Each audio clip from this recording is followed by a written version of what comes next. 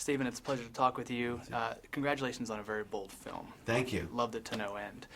The things I'm curious about is you made the characters feel very real and three-dimensional, yet they were damaged. Can you talk about crafting the trio? Oh, you mean Charlie, Sam, Patrick? Correct, yes. You know, I like to think that, you know how you ever, I'll answer it this way.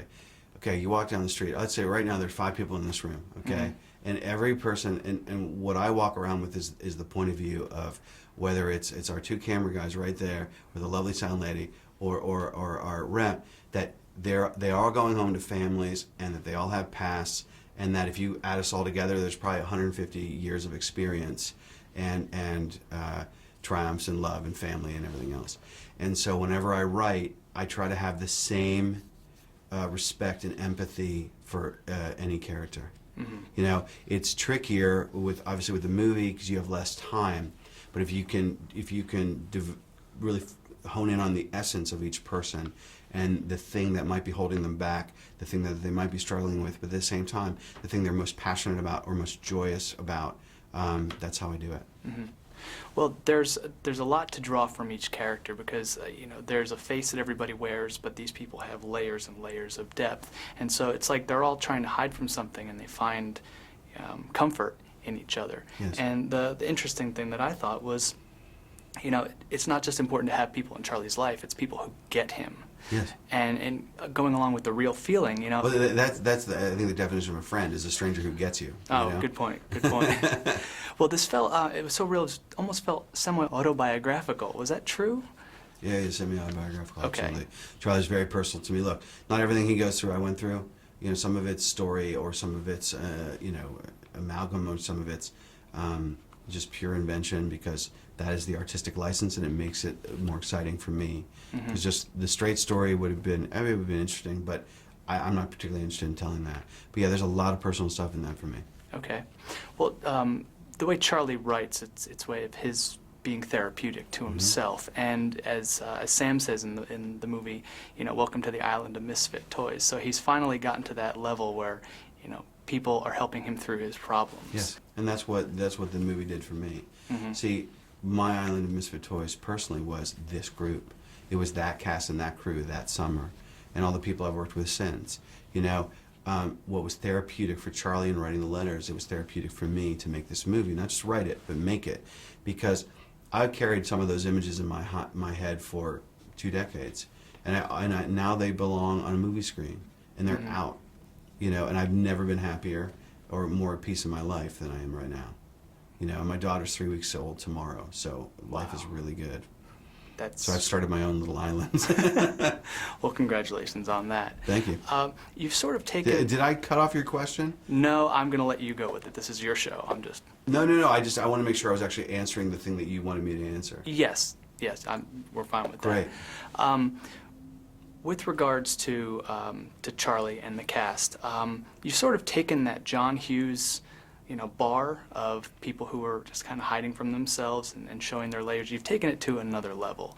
And you've said in a Q&A that a lot of your inspiration was Rebel Without a Cause and The Breakfast Club. Can you talk about more of your influences? Yeah, my influences for the movie, it was, I did a study of what I consider the great coming-of-age movies. Not just teen movies, because I wanted to do something a step above. I wanted to do a coming-of-age story. And you know, the one that started it all, Rebel Without a Cause, as I may have mentioned, you know, Stuart Stern is this man that I've known since I was very young, and he wrote it, and he's been my hero and mentor ever since I was basically 19 years old. And but The Graduate, and Harold and Maude, and Stand By Me, and yes, The Breakfast Club, and Dead Poets Society. Those were my inspirations for this movie. There's a really good line in the movie where Sam says, we can't choose where we come from, but we can choose where we're going. What do you think you've learned adapting it from, you know, writing the novel, the screenplay? What do you think you've learned across the journey? Personally? Yes. I've learned that anything is possible, and I learned that it doesn't matter, kind of like it says, that we are all given you know, it's kind of cliche, but we're all dealt a hand of cards. And that you can play it any way you want, and you can overcome any adversity, and if anyone in your life has told you you can't do anything, they're so wrong. And that's what I learned. You know, that we all have a lot more in common than we have difference. And when you have an experience in a story where it's just you in a room, maybe you're talking to your editor, and then you take that and you involve between the extras, cast, crew, everybody who's ever helped us, the studio, publicity, journalists like yourself. What was me and my editor is now, I'd say, 1,200 people. And then if you add all the people at the Q&As, I'm up to 2,000. Mm-hmm. And I know how much we have in common because I've experienced it, and it's a great, great feeling. This movie does not come across like the second directorial effort. I mean, you see, there's a pace, a cadence. You know, you seem like a very seasoned director. Can you talk just briefly about, you know, what you learned going from the book to the screenplay, and things like judicious editing? In terms of directing, it had been a long time since I directed my last movie, and that was a small budget movie that I made with my friends, and we were young, and half of it's really good. That's what I like to say. But between then and now, I have since worked with Spike Lee on the screenplay. I worked for Spike writing the screenplay for Rent. That incarnation did not happen. Chris Columbus took it over, but then Chris, who's a writer himself, incredibly generous man, he said, hey, fellow writer, come and look and observe shooting. I worked with John Turteltaub intimately on Jericho, the show that I co-created and I wrote the pilot for. He directed the pilot. I saw how John worked. And there are other directors, movies that did not get made, but Jay Roach, who did Austin Powers and Meet the Parents, I wrote some stuff for Jay. I've written for Griffin Dunn. And on Jericho, I saw director after director, so many journeymen and journeywomen directors come in, and I just learned by watching them all. So many talented people and great mentors who were good to me, and very transparent, because some of them knew eventually I was going to be here. And just watching them all do it, things that I agreed with, things I didn't agree with, but what I learned was, and this is comfort for anyone that wants to do this, is there is no one magic way. And once I knew that there wasn't a right way to do it, I could just do it my way. And that made all the difference. Well, that's a great pool of talent to learn from. Yeah. And also, not only that pool of directors, but once you finish, it was very...